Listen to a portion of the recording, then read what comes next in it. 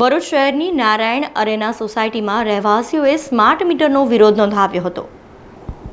ભરૂચ શહેરના શ્રવણ ચોકડી નજીક આવેલી નારાયણ અરેના સોસાયટીમાં રહેવાસીઓએ સ્માર્ટ મીટર લગાવવાની કામગીરીનો તીવ્ર વિરોધ નોંધાવ્યો છે। આશરે 300 મકાન માલિકોએ એકસૂરે કહી દીધું છે કે સ્માર્ટ મીટરની અમને જરૂર નથી અને જીબીના કર્મચારીઓ બળજબરીથી મીટર બદલવા આવી રહ્યા છે।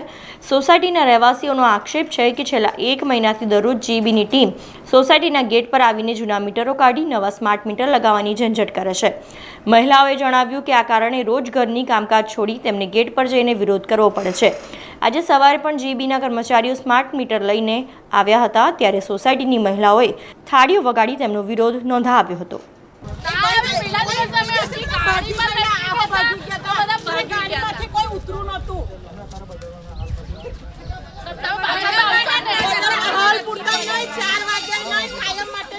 અમારા નારાયણ અરેના રહીશો દ્વારા સરકાર શ્રી ગુજરાત રાજ્ય સરકારશ્રીને અને કેન્દ્ર સરકારશ્રીને નમ્ર વિનંતી છે કે તમારા દ્વારા જે ગુજરાત વીજ કંપનીની અંદર જે સ્માર્ટ મીટર નાખવામાં આવી રહ્યો છે બરાબર, એમાં પબ્લિક પ્રશાસન તરફથી ફૂલ વિરોધ થઈ રહ્યો છે, જેમાં ઘણી બધી ટેકનિકલી ખામી આવી રહી છે।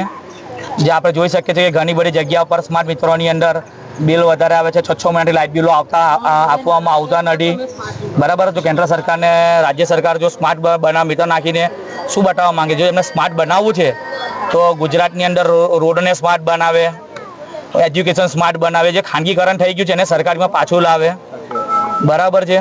અને બીજું ખાસ કરીને કે અત્યારે જે મધ્યમ વર્ગનો પરિવાર છે, જો સ્માર્ટ મીટર લાગ્યા પછી મધ્યમ વર્ગની પરિસ્થિતિને કઈ હાલમાં છોડવા માંગે છે, ગરીબ વર્ગને ક્યાં છોડવા માંગે છે।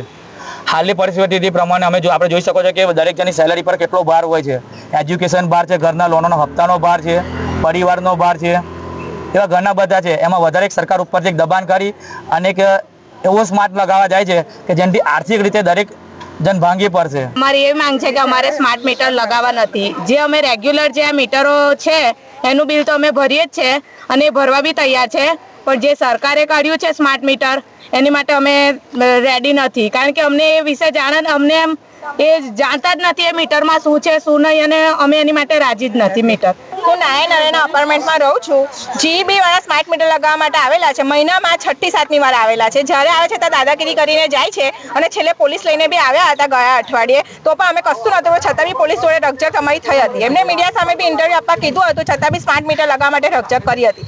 અમારે સ્માર્ટ મીટર જોઈતું નથી। અમારી સોસાયટી 7 વર્ષ જ જૂની છે, છતાં બી અહીંયા આવી જાય છે, બીજા એરિયામાં લગાવતા નથી। અમારે સ્માર્ટ મીટરનો સખત વિરોધ છે। અમારે હવે લગાવવા નથી, મહેરબાની કરીને અહીંયા આવું નહીં। આવું હોય તો નાસ્તા પાણી લઈને આવું, અમારે ઘરમાં ઘરું કામ પડ્યું છે, અમારા છોકરાઓને રાંધવા માટે સરકાર આવતી નથી। લોકો જીબી વાળા એવું કે છે કે નગરપાલિકામાં ના લાગે ને ગ્રામ પંચાયતમાં લાગે, એવો સરકારે કયો કાયદો બનાવ્યો કે નગરપાલિકામાં ના આવે ને ગામડામાં આવે?